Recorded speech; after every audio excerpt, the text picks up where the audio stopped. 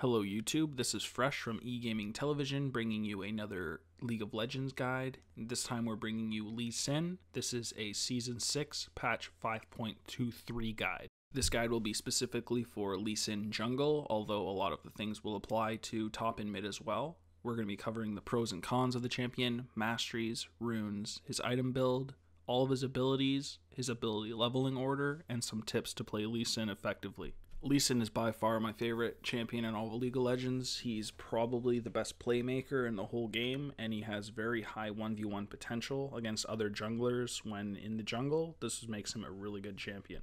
We're going to start by hopping right into the pros and cons of Lee Sin. The first being that he has very high mobility. Lee Sin has some of the best mobility when it comes to a champion in League of Legends.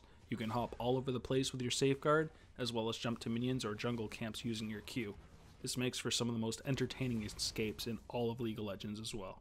Lee Sin also has very strong gank potential, which is why he's one of the most popular champions in League of Legends in the jungle.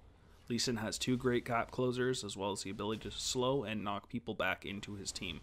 A strong Lee Sin player can easily secure his team kills in lane, and are able to snowball them to victory. Another pro of Lee Sin is that he has a strong skirmish potential. Because of Lee Sin's kit and multiple build paths, he is able to fight the majority of other junglers by himself and come out on top. Having a jungler that doesn't always have to rely on his team when he's getting hit in jungle is a huge benefit for your team, as they can sit in lane if they need to. Lee Sin still has a few cons, however, one being that he has a very high learning curve. There are not really any champions close to Lee Sin's kit, so when trying to learn him, you're basically starting all over again. You also need to learn how to calculate the damage on your ultimate. If you miscalculate it, you could end up saving your team instead of getting a kill. Another con of Lee Sin is that he scales poorly into the late game. Late game Lee Sin just becomes a tanky frontliner pretty much. His damage output drops off dramatically, and late game you may be there just to knock people into your team or slow them with your E. Falling behind as Lee Sin can also be pretty brutal. Since Lee Sin is an early game champion, if you lose the early game, it can be hard to find a place in the game at all. Lots of other junglers outscale Lee Sin as well, though they don't have the playmaking ability that you have.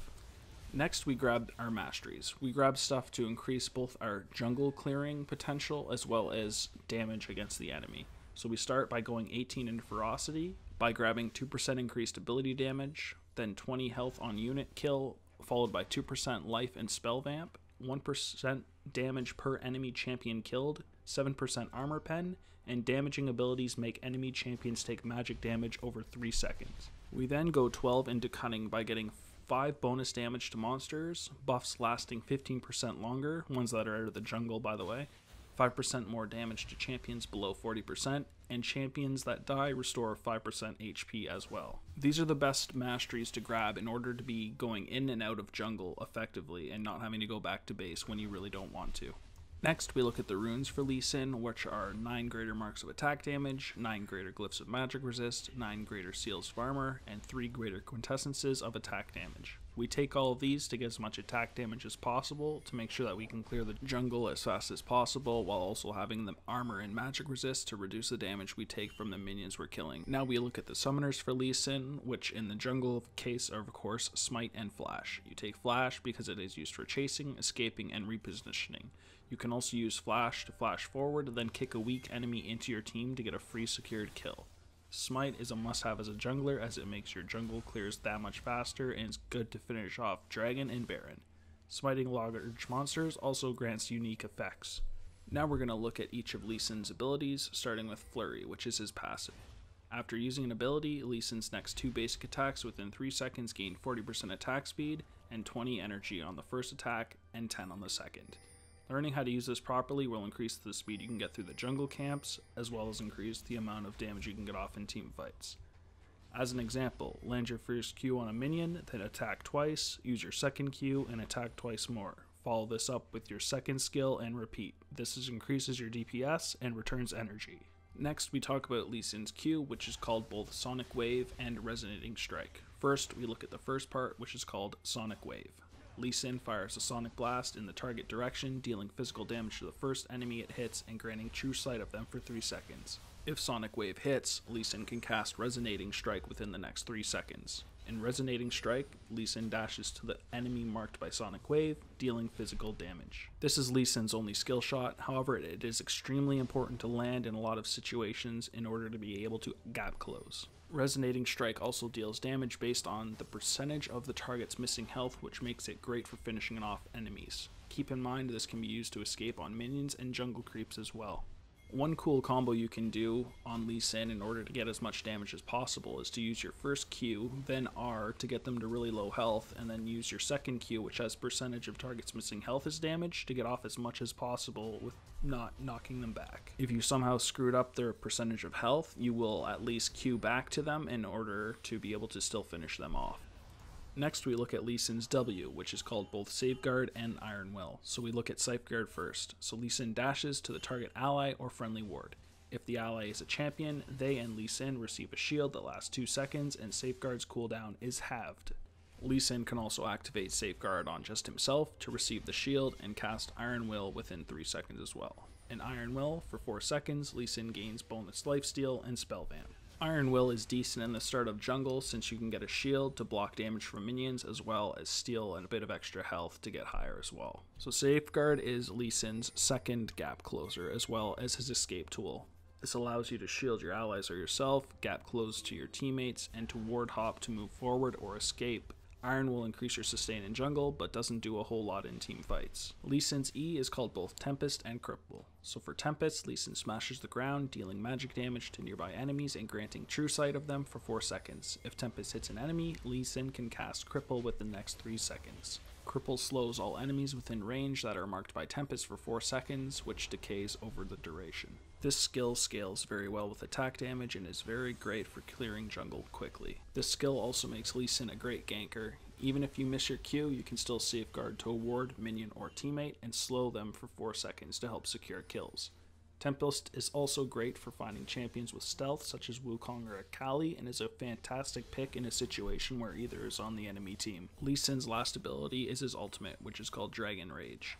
Lee Sin roundhouse kicks the target enemy champion, dealing physical damage and knocking them back over 1 second. Enemies that collide with the targeted champion of this spell will also take the same damage dealt to the target initially by Lee Sin plus bonus physical damage that is calculated from a percentage of the initial target's HP. Also, enemies that collide with the knocked back target are knocked up for 1 second. Dragon's Rage does extremely high attack damage. It can also be used to kick people over walls if you want to escape, to execute somebody, or kick somebody back into your team after flashing forward or ward hopping. This requires a lot of practice to master, but can be very, very game breaking if used properly. Now that we've covered each of his abilities, we're going to talk about the order in which you take them. So your first priority is Dragon's Rage, which is your ultimate, and you take it when you can, meaning level 6, 11, and 16. You follow this up by taking your Q, which you take at level 1 and is your main leveling priority. So you take it at 1, 4, 5, 7, and 9. Next, you take Tempest and Cripple, which is your E. You take this at level 3, and it is your second leveling priority. So you take it at 3, 8, 10, 12, and 13. Last in priority is your Safeguard and Iron Will, which is your W. You take this at level 2, and it is your last in leveling priority. So you take it at 2, 14, 15, 17, and 18. You do take this at 2, however, because it does help with your jungle sustain a lot. Next, we look at the item build for Lee Sin. You start by taking Hunter's Machete and 3 health potions to get as much jungle damage and sustain as possible at level 1. For our core build, we then take Tracker's Knife, enchanted with Warrior, followed by Merc Treads. This of course depends on if you need the Merc Treads to break CC and have the magic resist. If you feel that Merc Treads are pointless in the situation you're in, you may want to pick up Ninja Tabbies. We then add a Black Cleaver to make our ganking more effective by adding extra damage. Next, since we're a frontliner, we decide to take some armor and magic resist. We do this by first picking up the Dead Man's Plate, followed by the Banshee's Veil. These are of course interchangeable, depending on which one you need first, however. Keep in mind, however, there are tons of different magic resist and armor items, so these may not always be the best choices. That will be shown in the alternate build. Lastly, we pick up Lord Dominic's Regards to pick up the armor penetration and increase damage to make sure that we can get rid of squishy targets quickly. Some of your alternatives we have in this item build are the Ravenous Hydra if you feel like you were lacking on Wave Clear, the Guardian Angel if you felt like that was a good item as well, Ninja Tabbies over Merc Treads, the Locket for magic resist, or Randuin's Omen for extra armor. Your build will rarely be the same as Lee Sin. It's completely dependent on the enemy champion's team. However, the core build I listed is one I find very effective and works against a even team of magic damage and physical damage. The last thing I have is a few gameplay tips to make you a more effective jungler in Lee Sin. The first, knowing when neutral monsters will respawn. So being a good jungler involves also knowing when neutral monsters will be alive again to keep up buffs as long as possible. Red and blue buffs always respawn 5 minutes after dying, Dragon 6 minutes after dying, and Baron 7 minutes after dying. Try and keep track of when a monster died so you'll know when they will respawn. Some people write this in chat, so if that will help you keep track, then go for that. The next is knowing how and when to gank. Learning when and how to gank can take a while for a new jungler, and unfortunately you may get flamed by your team because of this. In their eyes, everything is the jungler's fault.